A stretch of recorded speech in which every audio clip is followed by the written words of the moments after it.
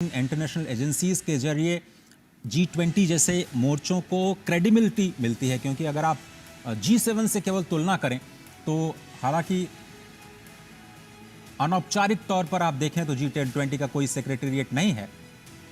तो Asian development bank के president Masatsugu Asakawa, जिनका भारत मंडपम में आगमन हो चुका है।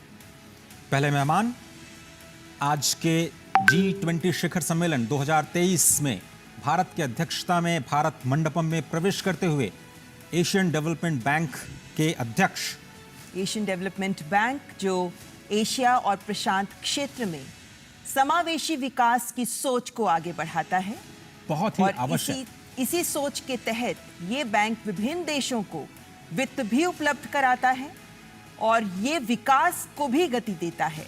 इन मायनों में एशिया के विकास के लिए एशियन डेवलपमेंट बैंक अपनी भूमिका लगातार बढ़ाता रहा है। बहुत बड़ी भूमिका 21वीं सदी, एशिया की सदी, और एशिया में फाइनेंस की जो समस्या है उसको दूर करने के लिए एडीबी ने महत्वपूर्ण भूमिका निभाई, और कैसे इसको और सशक्त किया जाए, कैसे इसका बेहतर कैपिटलाइजेशन किया जाए, उस पर भी फोकस एडीबी का इस वक्त आप देख रहे हैं। भारत मंडपम के अंदर की तस्वीरें, जहां पर योग मुद्राएं भारत की संस्कृति और सभ्यता से हमारे विदेशी मेहमानों को परिचित कराते हुए नजर आएंगी। प्रधानमंत्री नरेंद्र मोदी औपचारिक रूप से इन सभी नेताओं का स्वागत करेंगे।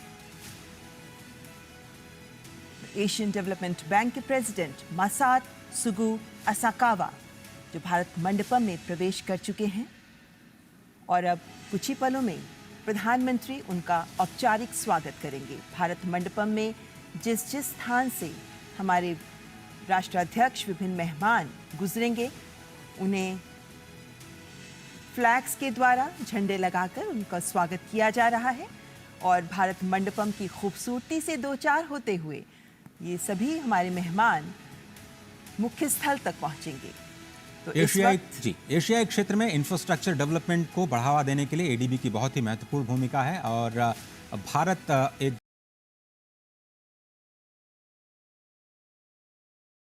बहुत ही अहम हिस्सा इस। तो प्रधानमंत्री नरेंद्र मोदी इस वक्त एशियन डेवलपमेंट बैंक के प्रेसिडेंट मासात्सुगु असाकावा का स्वागत करते हुए,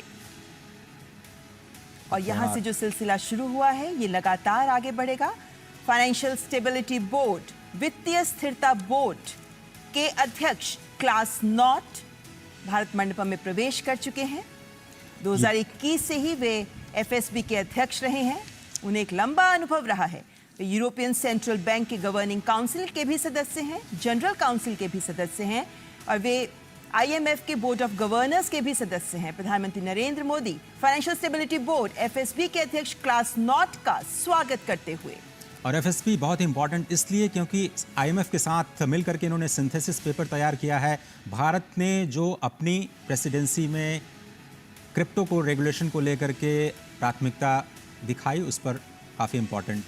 और इस वक्त अंतर्राष्ट्रीय श्रम संगठन ILO के डायरेक्टर जनरल गिलबर्ट एफ हाउंगबो, जिनका प्रवेश हो चुका है, वे ILO के 11वें डायरेक्टर जनरल हैं, और वे पहले अफ्रीका महाद्वीप के नागरिक हैं जिन्हें ये पद मिला है। 2022 से ही वे इस पद पर आसीन हैं। अंतर्राष्ट्रीय श्रम संगठन के डायरेक्टर जनरल गिलबर्ट एफ हाउंगबो का स्वागत करते हुए प्रधानमंत्री नरेंद्र मोदी, और ये हैंडशेक बहुत कुछ बयां करता है। और G20 की अध्यक्षता में मिनिस्ट्रियल कम्युनिके और आउटकम डॉक्यूमेंट जो कि लेबर पर है, उसको भी स्वीकार किया गया है। अंतर्राष्ट्रीय मुद्रा कोष IMF की मैनेजिंग डायरेक्टर क्रिस्टालिना जॉर्जीवा, जो वर्ल्ड बैंक की CEO भी रह चुकी हैं और 3 महीने के लिए इंटरिम प्रेसिडेंट भी वर्ल्ड बैंक ग्रुप की रह चुकी हैं, और कल हमने देखा कि जब इनका आगमन हुआ था हवाई अड्डे पर, तो भारत की संस्कृति को देख वे बेहद आनंदित हो रही थी, स्वयं भी नृत्य में जुड़ रही थी, और इसी जोश और उत्साह के साथ अंतर्राष्ट्रीय मुद्रा कोष की मैनेजिंग डायरेक्टर क्रिस्टालिना जॉर्जीवा का प्रवेश भारत मंडपम में। और बड़ा ही इंपॉर्टेंट स्टेटमेंट इन्होंने दिया कल ही कि इंडिया जो है एक शाइनिंग एग्जाम्पल है in a world of facing many uncertainties, and the robust economic growth is primarily rooted in the significant structural reforms that India have overtaken. प्रधानमंत्री नरेंद्र मोदी IMF के चीफ का स्वागत करते हुए, और IMF की अध्यक्षता में बहुत सारे